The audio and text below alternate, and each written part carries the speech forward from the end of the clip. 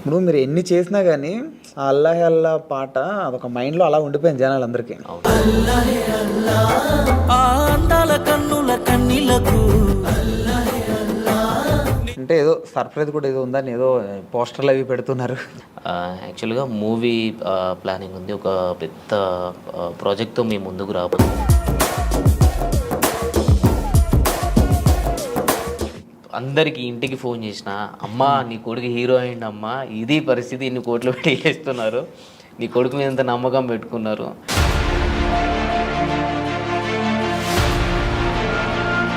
ఈ 300 సాంగ్స్లో బాగా కష్టంతో చేసిన పాట ఏంటి? మొత్తంగా అంటే నేను లక్ష్మణ్ అన్నతో ప్రాజెక్ట్ చేసినప్పుడు కొంచెం బాగా బాధపడిన క్షణం ఇట్లా ఉండాలి, ఒక ఫ్యామిలీతో ఉండాలి, ఇది ఇది అని నేను ఒక పెద్ద కోట కట్టుకున్న తర్వాత ఒకటేసారి కూలిపోయింది. మళ్ళీ ఎప్పుడు కలవాలనిపించలే మళ్ళీ.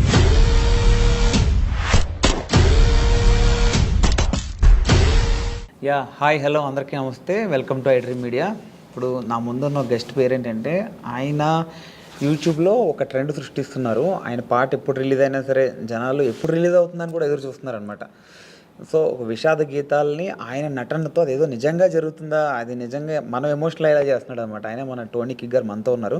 సో ఒకసారి బ్రోతో మాట్లాడి సో ఆయన పడ్డ కష్టాలు, ఇప్పుడు ఈ సక్సెస్ ఎట్లా ఎంజాయ్ చేస్తున్నారు ఇవన్నీ ఒకసారి అడిగి తెలుసుకుందాం. హాయ్ బ్రో, నమస్తే. నమస్తే. ఎట్లా ఉన్నారు? బాగున్నా. సూపర్. మీరు ఎలా ఉన్నారు? సూపర్, బాగున్నా. ఇప్పుడు మీరు ఎన్ని చేసినా కానీ ఆ అల్లాహే అల్లా పాట అదొక మైండ్లో అలా ఉండిపోయింది జనాలందరికీ. అవును. అది మీకు అది అదృష్టమా దురదృష్టమా మీకు? అది అదృష్టం అనుకోవాలి. నిలిచిపోవడం అంటే మనం ఎన్ని సంవత్సరాలుగా ఎన్ని సాంగ్స్ చేసినా గుర్తులేంది ఆ ఒక్క సాంగ్తో గుర్తుండిపోయేలా చేసింది అని అంటే నా లైఫ్లో నేను చచ్చిపోయేంత వరకు అల్లాహే అల్లా అనే పాట అట్లా లైవ్లోనే ఉంటుంది. అండ్ పలానా టోనీ కిగ్ ఈ అల్లాహే అల్లా సాంగ్ చేసిన అనేది ఆ ఒక్క సాంగ్ తోటి నీ లైఫ్ లాంగ్ గుర్తుండిపోయేటట్టు చేసింది కాబట్టి నాకు అదృష్టం అనుకోవాలి ఆ సాంగ్ నేను చేయడం. ఓకే. అంటే ఏదో సర్ప్రైజ్ కూడా ఏదో ఉందని ఏదో పోస్టర్లు అవి పెడుతున్నారు. యాక్చువల్గా మూవీ ప్లానింగ్ ఉంది. ఒక పెద్ద ప్రాజెక్ట్తో మేము ముందుకు రాబోతున్నాను. నేను ఇక అది నా డ్రీమ్ అనమాట. ఇప్పుడు మా డ్రీమ్లో నేను చెప్పుకుంటున్నాను. ఎన్ని ఇయర్స్గా కష్టపడ్డ దానికి ఫలితం వచ్చింది. ఒక పెద్ద ప్రాజెక్ట్ తోటి ముందుకు రాబోతున్నాను. అంటే ఎప్పటి నుంచో చెప్తున్నారు మూవీ చేయాలని ఎప్పటి నుంచో చెప్తున్నారు. అవును. ఫైనల్గా మీ డ్రీమ్ ఫుల్ఫిల్ అయిపోయింది. ఫైనల్గా తొందరలోనే బిగ్ స్క్రీన్ మీద చూస్తాం మిమ్మల్ని. అవును, తప్పకుండా. ఓకే. అంటే దీనివల్ల ఒక 8 months నేను సాంగ్స్ని కొంచెం పక్కకు పెట్టాల్సి వస్తుంది. అండ్ ప్రొడ్యూసర్స్ అందరు చాలామంది కూడా కాల్ చేస్తున్నారు. వాళ్ళందరికీ సారీ, అంటే నా హార్ట్ఫుల్గా నేను సారీ చెప్పుకోవాలి. ఈ టైంలో నేను అగ్రిమెంట్ అయ్యాను కాబట్టి ఒక మంచి ప్రాజెక్ట్తో మేము ముందుకు రావాలి అని, అంటే ప్రేక్షకుల దేవులకు, అంటే వాళ్ళు నన్ను అభిమానించే వాళ్ళందరికీ ఒక పెద్ద బిగ్ సర్ప్రైజ్ తోటి మేము ముందుకు రాబోతున్నాను. అండ్ ప్రొడ్యూసర్స్ కూడా చాలా సారీ అండి, ఒక 8 months తర్వాత నేను బ్యాక్ వచ్చేస్తా, అంతే, నన్ను కొంచెం అర్థం చేసుకోండి. అంటే మీ పేరు చెప్పగానే జనాలకి ఏంటంటే ఒక విషాద గీతాలు అంటే అదేదో విరహ ప్రేమికుడు, భగ్న ప్రేమికుడు అంటారు కదా, ఆ పాటలు ఎక్కువ వస్తున్నాయి. అంటే మీరు అట్లా సెలెక్ట్ చేసుకుంటున్నారా లేకపోతే వస్తున్నాయి?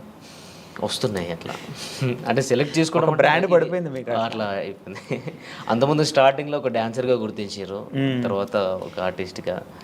ఇక రెండు, ఈ టోనీకి ఏజ్ చేసిన డ్యాన్స్ వర్షన్ వచ్చినా వాడు చేయగలుగుతాడు, అండ్ యాక్టింగ్ స్కిల్ కూడా ఉంది, ఇలాంటి బాగా సెట్ అవుతున్నాయి అని చెప్పేసి వాళ్ళు ఓన్ చేసుకొని నాకు ఇవ్వడం జరుగుతుంది. అది నాకు అదృష్టమే చాలా. అంటే రేపు ఎప్పుడైనా వేరే క్యారెక్టర్ అయినా, వేరే మంచి సాంగ్, ఏదో మామూలు ఊపిన సాంగ్ వేరే ఏమైనా వస్తే జనాలు యాక్సెప్ట్ చేయగలరా? అంటే ఒక బ్రాండ్ పడిపోయింది కదా మీకు, ఇట్లా ఎక్కువ ఈ సాంగ్లే, ఏడిపించే సాంగ్లు ఎక్కువ వస్తున్నాయి కదా మీ నుంచి. అంటే నేను ఫస్ట్ డాన్స్ తోటి స్టార్ట్ చేసిన కాబట్టి నన్ను ఏ టైప్గానైనా చూసుకోగలుగుతాను, ఏ జాయినర్లనైనా యాక్సెప్ట్ చేసేస్తున్నారు కాబట్టి నాకు చాలా హ్యాపీ. అంతే, ఇది వీడు చేయలేడు అన్నట్టు లేకుండా రెండు ఈక్వల్గా వాళ్ళు నన్ను యాక్సెప్ట్ చేశారు కాబట్టి నాకు హ్యాపీ. ఓకే. మీ లైఫ్లో చాలా కష్టాలు పడ్డారు, మీరు చాలా అనుభవించున్నారు. సో అన్నిట్లోనూ నెగిటివ్ కామెంట్లు కూడా వస్తే చాలామంది ఏదో అంటుంటారు కదా, సో అలా వచ్చినప్పుడు ఎట్లా ఫీల్ అయ్యారు? నేను ఎప్పుడు అన్నీ పాజిటివ్గానే తీసుకున్నా కానీ నెగిటివ్గా తీసుకోలేదు.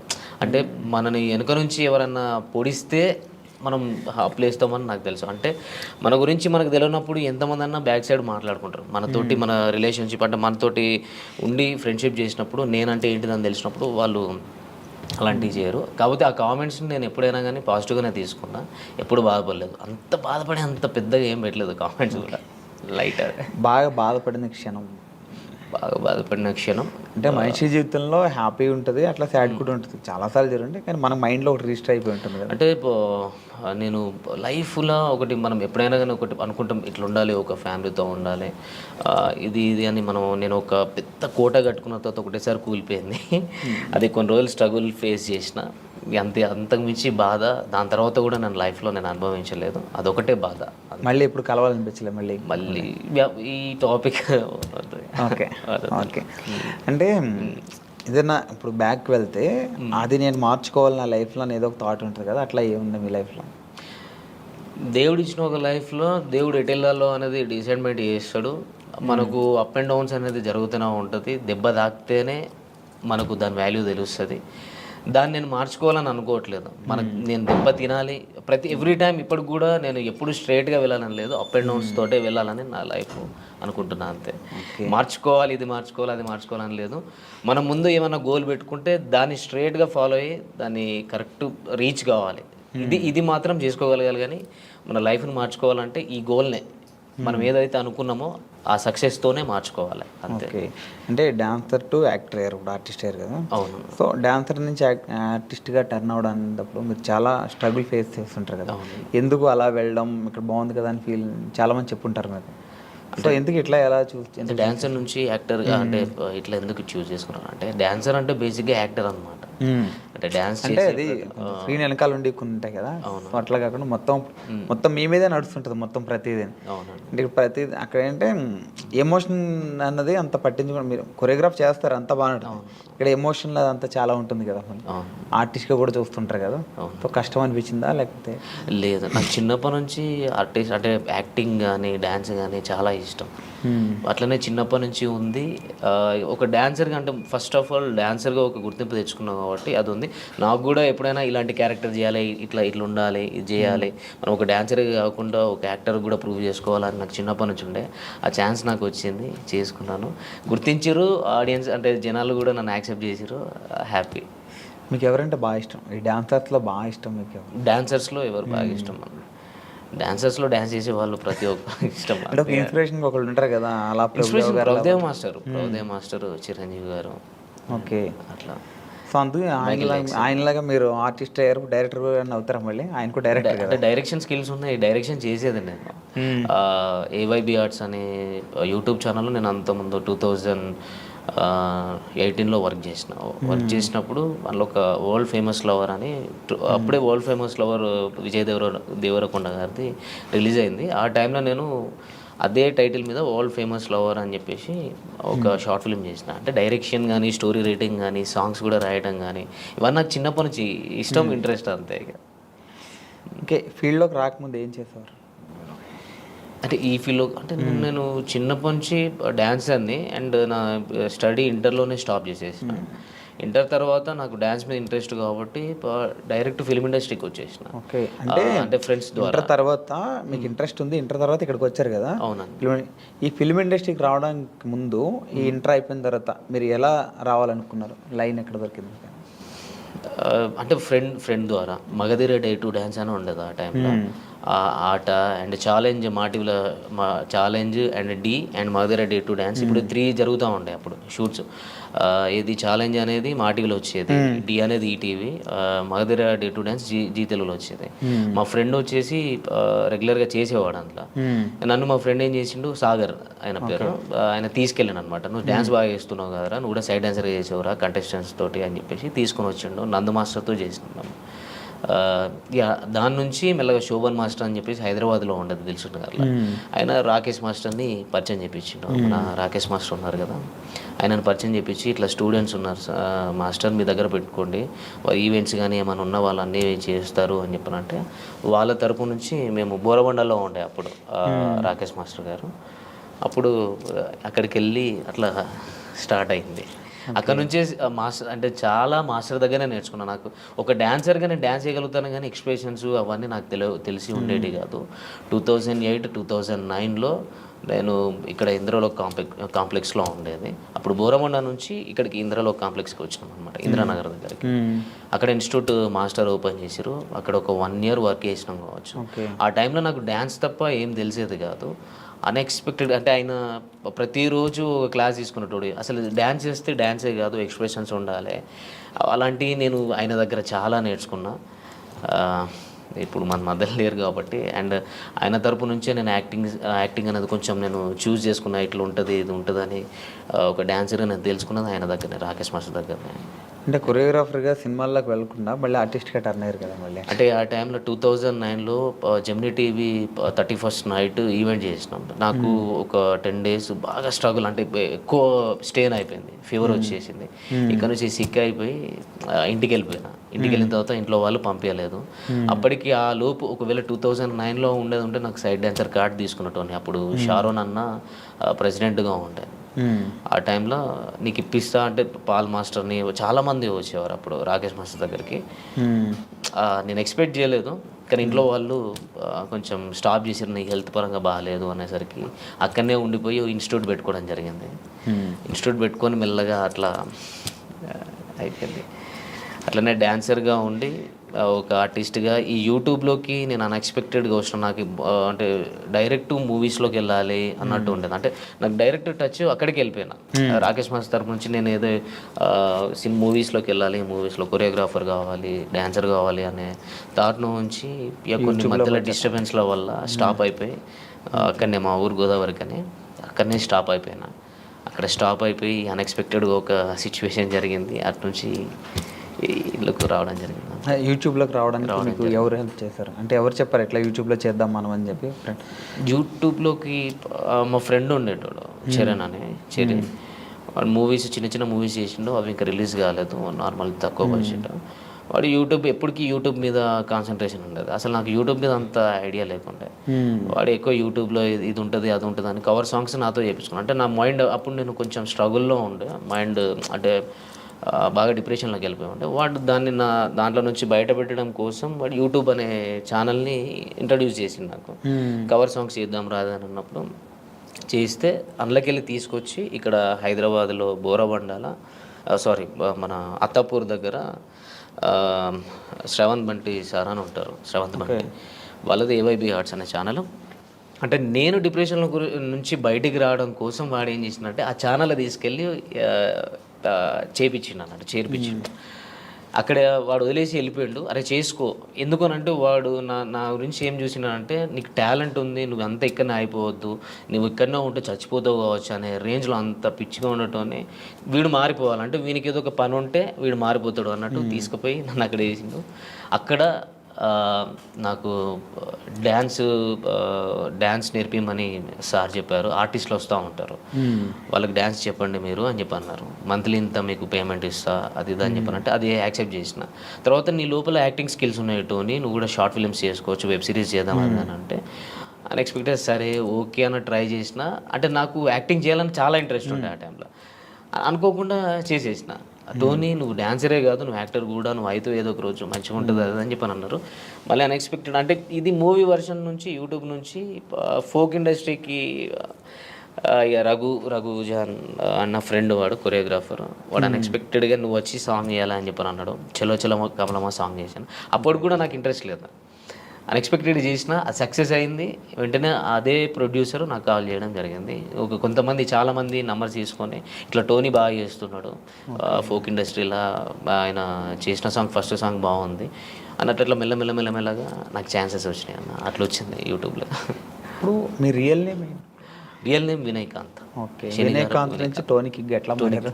అంటే నా చిన్నప్పటి నుంచి పేరు టోనీ.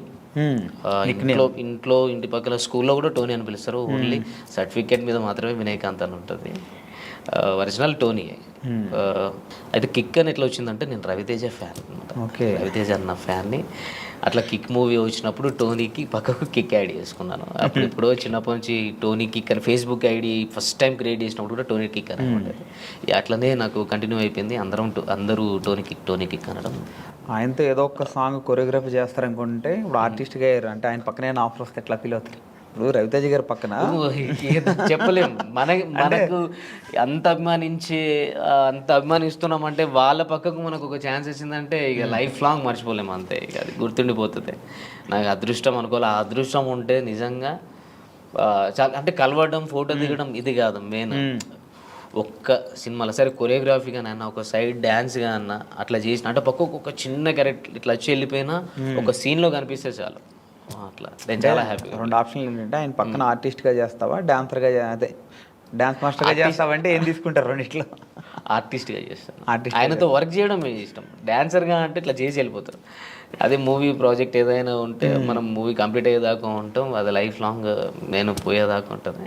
ఓకే, అంతకు మించి ఏం లేదు కదా. మనం ఇష్టపడే పర్సన్స్ వాళ్ళ పక్కకే మనం యాక్టింగ్ చేస్తున్నామంటే అది చెప్పుకోలేము. అదే అందుకు రవితేజ గారి మీద ఇష్టంతో కిక్ అని అట్లా అయిపోయింది. టోనీ కిక్ అయిపోయింది. బాగా హ్యాపీ మూమెంట్ ఏంటి బ్రో మీ లైఫ్లో? బాగా అంటే ఇప్పటివరకు బాగా హ్యాపీగా ఫీల్ అయింది అంటే చాలా మూమెంట్స్ వచ్చి చాలా మూమెంట్స్ ఉన్నాయి కానీ ఒక బిగ్ ఇప్పుడు సినిమా ఓకే ఏంది అంటున్నారు ఇలా ఈ టైప్లో ఇది చాలా హ్యాపీ మూమెంట్. అంటే నేనైతే ఈ మూవీ అయితే చాలా హ్యాపీ మూమెంట్ అన్న. నేను ఎక్స్పెక్ట్ చేయలేదు. అంటే నేను ఎప్పుడూ అనుకుంటాను ఒక డాన్సర్గా, ఒక ఆర్టిస్ట్గానే ఉంటా, అంటే ఒక యూట్యూబ్లోనే ఉండిపోతా కావచ్చు. ఎందుకంటే మనకు ఒక హైట్ లేదు, మనకు అంత గ్లామర్ లేదు, హీరో అంత లేదు అంటే నేను అనుకుంటా. నేను ఎక్స్పెక్ట్ అంటే నా ఫీల్ అవుతూ ఉంటా, అంటే కొంచెం ఇంకొక 2 ఇంచులు 3 ఇంచులు హైట్ ఇచ్చిన అయిపోరా, కొంచెం గ్లామర్ ఇచ్చిన అయిపో అన్నట్టు మనం ఫీల్ అవుతూ ఉంటాం. అంటే నేను ఫీల్ అవుతూ ఉంటాను.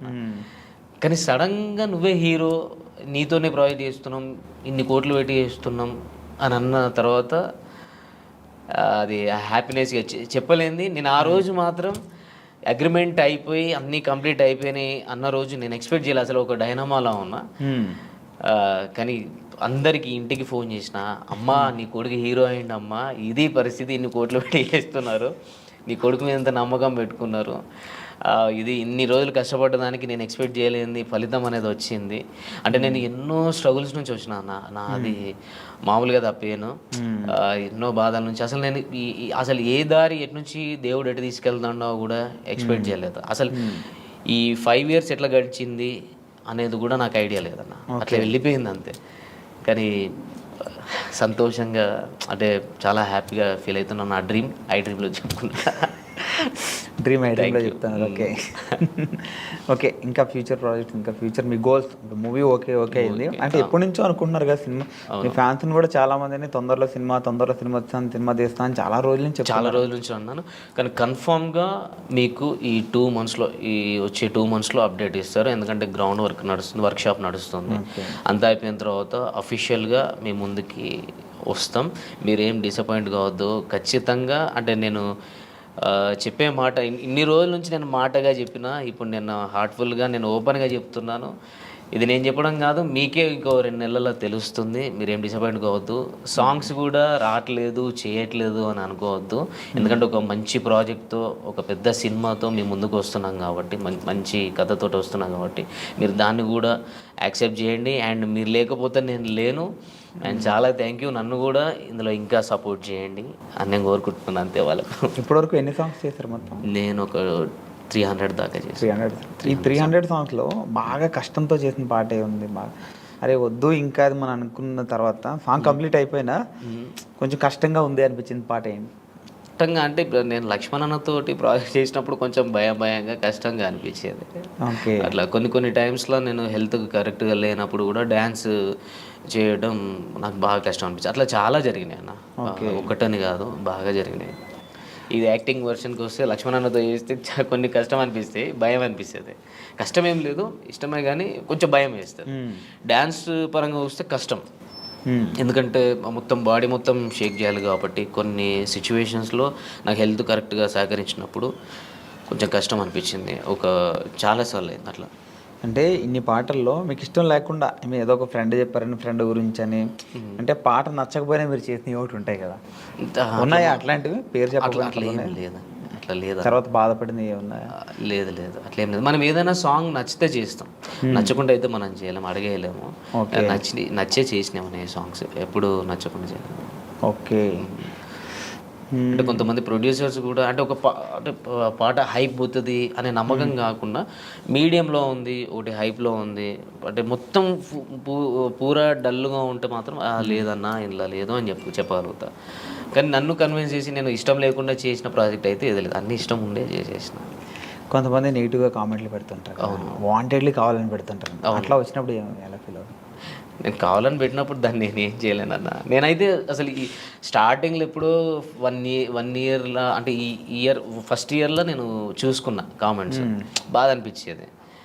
తర్వాత నుంచి అసలు కామెంట్స్ చూడడమే బంద్ చేసిన. తర్వాత మధ్యలో మా ఫ్రెండ్స్ ఎప్పుడు కామెంట్స్ కూడా చూసుకుంటే నీ గురించి ఏం నెగిటివ్ ఉందా పాజిటివ్ ఉందా తెలుస్తుంది, దాన్ని నువ్వు క్లియర్ చేసుకోవచ్చు అన్నట్టు కూడా మాట్లాడేది. అట్లా నేను చూసేది. అవన్నీ చూసి ఏమైపోయిందని అంటే కామన్ అయిపోయింది నాకు. అంత నెగిటివ్గా తీసుకునే అంత లేదు. తర్వాత నాకైతే ఎవరు ఇదివరకు నెగిటివ్గా పెట్టిర్రో వాళ్ళందరూ పాజిటివ్గా కామెంట్స్ ఇప్పుడు స్టార్ట్ చేసారు, అది నాకు హ్యాపీగా ఉంది.